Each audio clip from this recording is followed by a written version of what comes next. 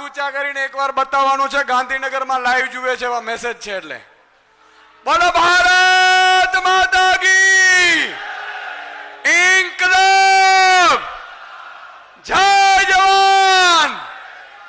मित्रों आज क्षेत्रीय बूथ कार्यकर्ता सम्मेलन मात्र आ एक जोन नु सम्मेलन छे અને એમાં હજારોની સંખ્યામાં ઉપસ્થિત છે ત્યારે આપ દૂર દૂરથી લોકો આવ્યા છો। આપ લોકો આમ આદમી પાર્ટીના પાયાના પથ્થર છો। એકવાર આપના માટે તાળીઓ થઈ જાય દોસ્તો। આ ક્ષેત્રીય બૂથ કાર્યકર્તા સંમેલનમાં ભારતના કટ્ટર ઈમાનદાર અને જેમણે અદાલતે કહી દીધું કે હિન્દુસ્તાનમાં કોઈ કટ્ટર ઈમાનદાર હોય અને કામની રાજનીતિથી આગળ વધનારા નેતા આપણા માનનીય અરવિંદ કેજરીવાલજી માટે એકવાર તાળીઓની ગડગડાટ થઈ જાય। મિત્રો અહીંયા ઉપસ્થિત ગોપાલરાયજી, ગોપાલભાઈ, ચેતરભાઈ, મનોજભાઈ અને તમામ આગેવાનો અને આપ સૌ દૂર દૂરથી પધારેલા મિત્રો ટૂંકમાં બે ચાર વસ્તુ આપણે કહેવાની છે મારે। આજે આ કોઈ સભા નથી, आ कोई सम्मेलन नहीं, परंतु अपना क्षेत्रीय बूथ कार्यकर्ताओं ने शपथ ग्रहण समारोह छे। एनो अर्थ ई थयो कि एक खाली जोन मांथी सैकड़ों हजारों नी संख्या में कार्यकर्ताओं अहींया उपस्थित रह्या छो। आप मित्रों आपणे बहु थयुं, तमे जुओ गमे त्यारे जाओ एटले आपणा पोस्टरो हटावी दीए छे के नहीं?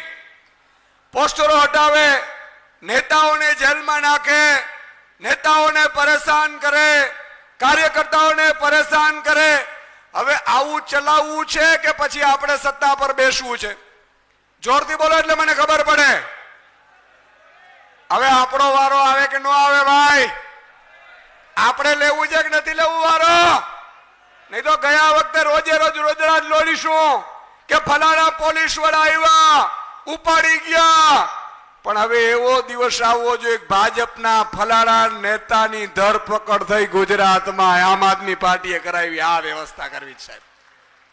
હજારો કરોડ રૂપિયાની સંપત્તિ ભેગી કરી છે ભાજપ પણ હોય। મિત્રો મને હમણાં ઘણા લોકો કહેતા હતા કે સુદાનભાઈ કઈ રીતે ખેડૂતોનું દેવું માફ થઈ શકે, કઈ રીતે આદિવાસીઓની વિકાસની યોજના થઈ શકે। મેં એમને કીધું 5000 ભાજપના એવા કાર્યકર્તા છે જે હજારો કરોડની સંપત્તિ વાળા છે કે નથી ભાઈ? જોરથી બોલતા રહ્યો છે કે નથી? આપણી સરકાર આવે ને ગાંધીનગરથી એને ફોન જાય કે સાહેબે એવું કેવડાવ્યું છે કે સંપત્તિ દાનમાં આપવી છે કે પછી જેલમાં જવું છે, તો શું થાય ભાઈ? ખેડૂતોનો દેવું માફ થઈ જાય કે ન થઈ જાય? मित्रों आज पुलिस आपने वादो करू छू, आज खाकीदारी, आज भाजपा नेताओं ने सूरत नी बाजार मांथी धसेड़े नहीं तो ईसुदान ने फट छे राजनीति में आव्या साहेब। आपणे खराब व्यक्तिओ नथी, पर कोई खराब करे, अपनी ऊपर अत्याचार करे तो व्याज साथे वसूलात करवानी ताकत आपणे धरावीए छीए। दोस्तों ई लोकोना जेटला अत्याचारो करवाता એટલા કરી લીધા। मित्रों મને खबर है હું ને मनोजभाई पार्टी जયારે એવો નબળો પીરિયડ આવ્યો 2022 પછી ત્યારે માનનીય અરવિંદ કેજરીવાલજીને ખોટી રીતે જેલમાં નાખી દીધા। અરવિંદ કેજરીવાલજીને જેલમાં નાખ્યા, મનીષજીને જેલમાં નાખ્યા, તમામ નેતાઓને જેલમાં નાખ્યા। અને એટલું નહીં, અહીંયા 182 ટીમો બનાવી 182 વિધાનસભામાં। હું આમ એક ફોન ઉપાડું ને ત્યાં બીજો કાર્યકર્તા કહેતો હોય કે સાહેબ ફલાણા ભાઈ જાય છે, પેલો કે સાહેબ ફલાણા ભાઈ જાય છે। મિત્રો એ દિવસે હું ઈશ્વરને યાદ કરતો તો હું ને મનોજભાઈ બેઠા હતા। મેં કીધું એક દિવસ આ દિવસ પણ જતો રહેશે અને જે દિવસે આ દિવસ જાશે તે દિવસે આમ આદમી પાર્ટીની સરકાર બનતા કોઈ રોકી નહીં શકે। એટલે આ સંઘર્ષના દિવસો મેં જોયા છે સાહેબ। અને આજે હું આપણે કહેવા માંગુ છું મિત્રો, अरविंद जी ने 6 महीना सिटिंग मुख्यमंत्री ने पहली वक्त हिंदुस्तान में कोई जो जेल में नाख्या हो तो भाजप पर नाख्या था। शू काम? कारण के कामनी राजनीति करता था।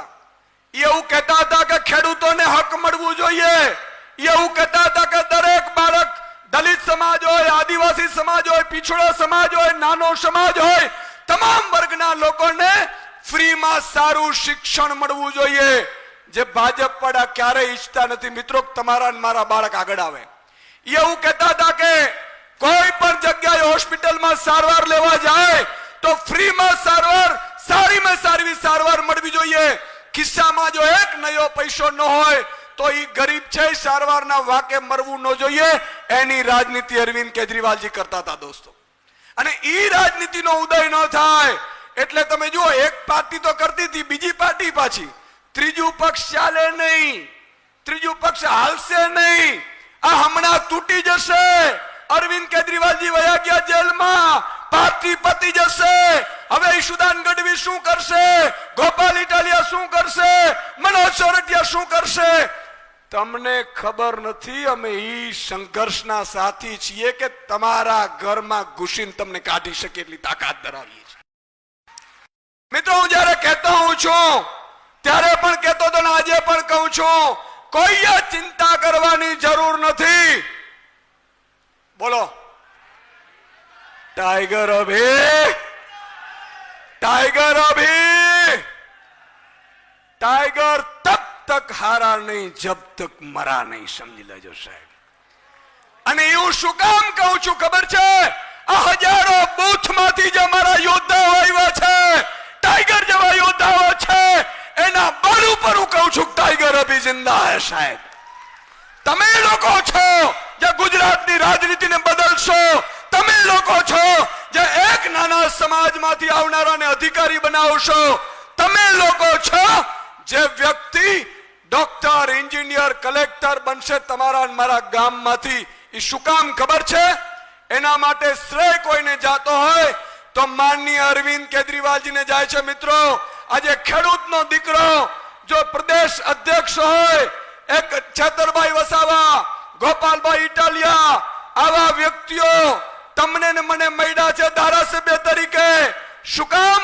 અરવિંદ કેજરીવાલજી એવું ઈચ્છે છે કે મારો આમ આદમી છે ઈ નેતા બનવો જોઈએ, ઈ જેના ઘરનું સંચાલન કરે છે એવી રીતે રાજ્યનું સંચાલન કરતો હોવો જોઈએ. મિત્રો આજે તમે ને હું અરવિંદજીના આભારી છીએ. મને વિચાર આવતો હતો કે અરવિંદ કેજરીવાલજીને જેલમાં નાખ્યા ત્યારે અરવિંદ કેજરીવાલજી હિંમત નો આયરા.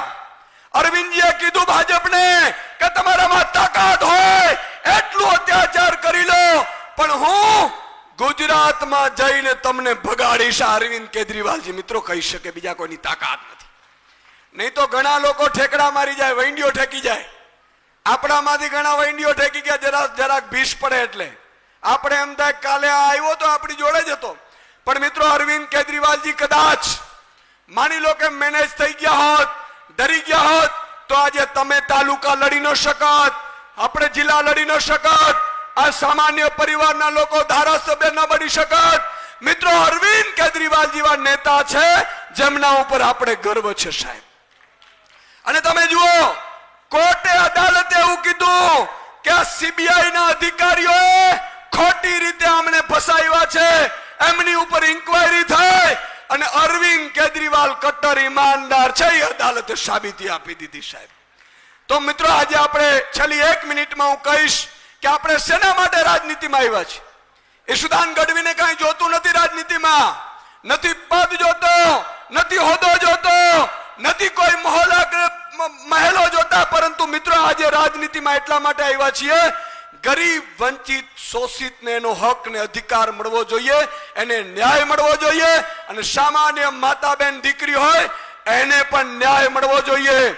મિત્રો આજે શું થાય છે, કોઈ પણ ભાજપનો લુખો બેન દીકરીને પરેશાન કરે, હેરાન કરે, મિત્રો કોઈ સાંભળવા વાળું નથી. પોલીસ ફરિયાદ નહોતી નોંધાતી. મિત્રો આપણે સપનું લઈને આવ્યા છીએ, માતા ને દીકરી સિંગલ હોય, સિંગલ રહેતા હોય, દીકરી ટ્યુશનમાં જાય, ટ્યુશન માંથી પરત ફરે, સાંજે આવે ને માને એમ કહે કે માં પેલો મંત્રી કે મંત્રીના દીકરાએ મારી છેડતી કરી છે. માતા ડુસકા ભરવાની જગ્યાએ, કોઈને લાગવગ લગાડવાની જગ્યાએ મોબાઈલ ઉપાડે, મિસ કોલ મારે, અને મિત્રો મિસ કોલ મારે ને પોલીસ ફરિયાદ થઈ જાય. અને બીજા દિવસનો સૂરજ ઉગે એ પેલા મંત્રી કેનો દીકરો જેલમાં હોય ને આવી વ્યવસ્થા પેદા કરવી છે મિત્રો આપણે. મિત્રો પંજાબમાં આમ આદમી પાર્ટીની સરકાર આવી. અરવિંદ કેજરીવાલજીએ કીધું હતું પંજાબ વાસીઓને કે આમ આદમી પાર્ટીની સરકાર બનાવો, ખેડૂતોને દિવસે વીજળી અપાવીશ અને ફ્રી વીજળી અપાવીશ. મિત્રો આ વાયદો ત્યાં પૂરો કરી નાખ્યો અરવિંદ કેજરીવાલજી. આ ખબર છે કે નથી ખબર? આ કેટલાને ખબર છે? હાથ ઊંચો કરો જોઈ. મારી માતા બેન દીકરીઓ છે મિત્રો, મહિલાઓ. ગુજરાતમાં આપણે કીધું હતું દરેક મહિલાના ખાતામાં 1000 પડશે. કાશ ત્યારે સરકાર ન બની, પણ તમને આનંદ થશે. ગત રોજ જયારે બજેટ આવ્યું પંજાબનું, માનનીય અરવિંદ કેજરીવાલજીએ કહ્યું હતું એ છેલ્લી ગેરંટી અરવિંદ કેજરીવાલજીની મહિલાઓને 1000 આપવાની પૂરી કરી દીધી. મિત્રો એકવાર તાળીઓ થઈ જાય એના માટે. અને એટલા માટે મિત્રો કહું છું કે આપણે ખેડૂતોને પંજાબમાં કોઈ એપીએમસી માં લાઈનો લગાડવાની જરૂર નથી, ઓછા ભાવે ખરીદી કરવાની જરૂર નથી. જેટલી ઉપજ આવે એ પૂરેપૂરી ખરીદી થાય અને એક પણ રૂપિયાથી કોઈ વેપારી ઓછી ખરીદી કરે ને તો એને જેલમાં નાખી દે છે ને એવા કાયદા બનાવવામાં આવ્યા છે. એટલે આપણે સરકાર બનાવવાની છે. બોલો તૈયાર છો? તૈયાર છો? તો મિત્રો એક હાથ ઊંચો કરીને મને વચન આપો કે તમારા બૂથમાં તમે મજબૂતાઈથી તૂટ્યા વગર, ડર્યા વગર, કોઈ પણ જાતની લોભ લાલચ આપ્યા વગર તમારા બૂથમાં તાલુકા જિલ્લામાં બહુમતી અપાવશો. બોલો અપાવશો? બોલો અપાવશો? બોલો ભારત માતા કી. ખૂબ ખૂબ આભાર ઈશ્વરભાઈ. હવે આપણા ગુજરાતના આમ આદમી પાર્ટીના પ્રભારી અને દિલ્હીના માજી મંત્રી ગોપાલ રાયજી આપણને સંબોધન કરશે.